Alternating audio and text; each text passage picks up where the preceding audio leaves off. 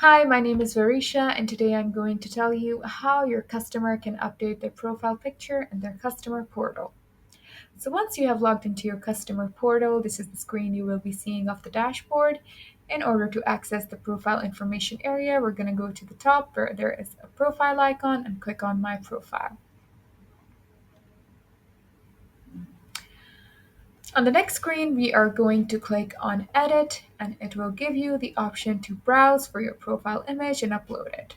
When you click on Browse, you can select any of the photo that you want to upload as your profile picture.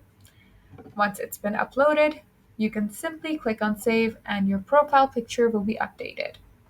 And that is how a customer can update their profile picture in their customer portal. Thank you for watching. If you like this video, please click the thumbs up button and subscribe to our channel.